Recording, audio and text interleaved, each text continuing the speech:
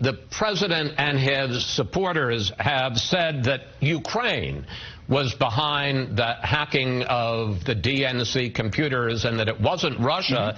That was a big issue this week because former NSC official Fiona Hill said that that is Russian disinformation. She debunked that.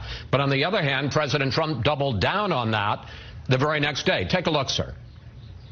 This is a fictional narrative that has been perpetrated and propagated by the Russian security services themselves. They gave the server to CrowdStrike or whatever it's called, which is a company owned by a very wealthy Ukrainian. And I still want to see that server. You know, the FBI has never gotten that server. That's a big part of this whole thing. Senator Kennedy, who do you believe was responsible for hacking the DNC and Clinton campaign computers, their emails? Was it Russia or Ukraine? I don't know, nor do you, nor do any of us. Ms. Hill, well, I mean, let me just interrupt to say the entire intelligence community says it was Russia. Right, but it could also be Ukraine. I'm not saying that I know one way or the other. I'm saying that Ms. Hill is entitled to her opinion, but no rebuttal evidence was allowed to be offered. We know, at least the Republicans in the House wanted to call a witness, a DNC political operative, who lobbied the Ukrainian embassy to be involved, get involved in the 2016 election. We don't know if Ukraine did that. We don't know to what extent, because they won't let the president offer his evidence. And that's why I'll say once again, the absence of evidence is not the evidence of absence if you're not allowed to call your own witnesses. This is Republican Senator John Kennedy purposefully giving oxygen to a debunked conspiracy theory in deference to Trump. Even when called out by Fox News' Chris Wallace for equivocating on an issue that has already been settled, Kennedy says, "I don't know, nor do you, nor do any of us. Only, we do know. We know because the entire intelligence community, whose job it is to know, has confirmed that it's Russia. And it's not their opinion, it's a conclusive fact. If your dentist says you have a cavity, chances are you're not going to say, well, that's your opinion, but I don't know, nor do you, nor do any of us. We have experts for the very reason that there are trusted sources."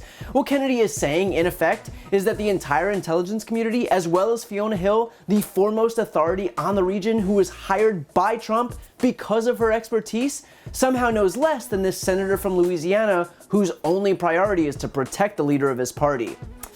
Got it. Here are the facts. No, there is no equivalency between Russian interference in the 2016 election and this debunked conspiracy theory regarding a cybersecurity firm called CrowdStrike. The DNC paid CrowdStrike to investigate the hack of its server in 2016, which the company determined emanated from Russia. This finding was then confirmed by the entire intelligence community.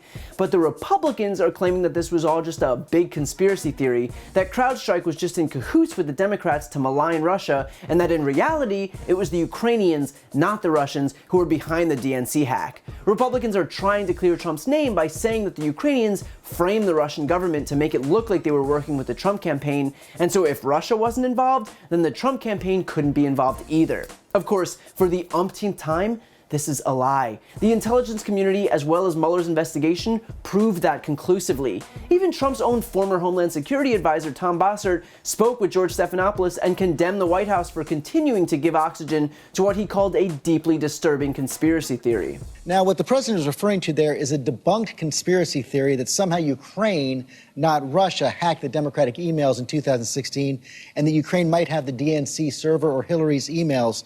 The details are both convoluted and false. And during your time in the White House, you explained that to the president, right?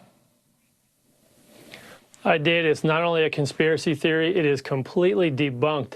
You know, I don't want to be glib about this matter, but last year, retired former Senator Judd Gregg wrote a piece in the Hill magazine saying the 3 ways or the 5 ways to impeach oneself.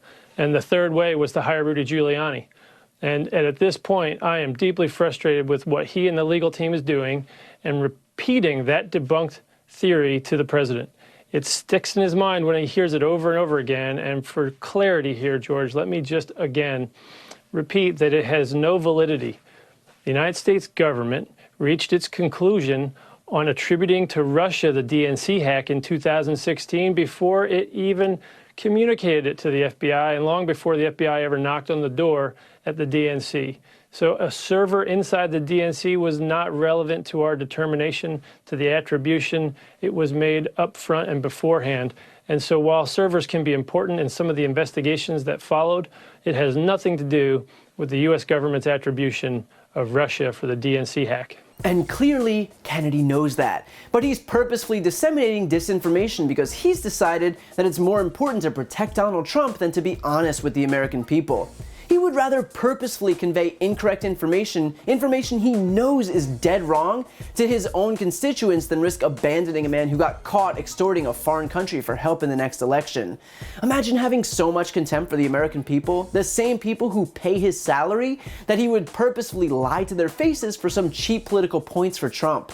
And while many of us can see when we're being gaslit, there are millions of Americans out there who believe the things that our elected officials say. There are millions of Americans out there who don't have the ability to fact check these lies. There are millions of Americans out there who are being manipulated like toddlers without a second thought by people like John Kennedy. They are our parents and grandparents and neighbors and friends, people who have put their trust in their elected officials to, at the very least, just be honest, especially about something so glaringly cut and dry. And yet that's how little these Republicans actually care about the people of this country. Kennedy then says that, despite the intel community saying that Russia interfered, no rebuttal evidence was allowed to be offered. But here's the thing that the GOP doesn't understand. Democrats don't need to elevate every insane conspiracy that the GOP cooks up as if it's legitimate.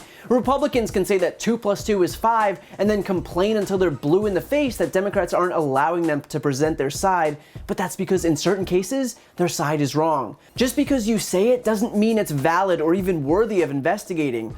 Russia interfered in the 2016 election. Democrats aren't calling Republican witnesses whose sole mission is to cast doubt on that because it isn't up for debate anymore. We don't need to hear from partisan hacks who are looking to sow disinformation. For Adam Schiff to do so would be a complete abdication of his responsibilities, which he clearly takes seriously. Now, if only Republicans had the spine to do the same.